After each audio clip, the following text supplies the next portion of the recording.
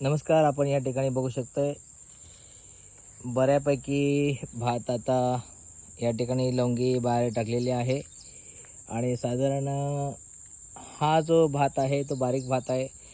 वाडा कोलमसारखा हा तांदूळ आहे, परंतु याला अजून तयार व्हायला 1 महिना तरी लागेल.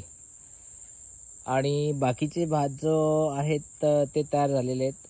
जे रत्ना आपल्याकडे पिकवला जातो, ज्या पिकवला जातो ते भात तयार झालेले आहेत, परंतु हा भात अजून तयार झालेला नाही. लवंगी आता टाकलेली या ठिकाणी खूप छानपैकी आपण बघू शकतो.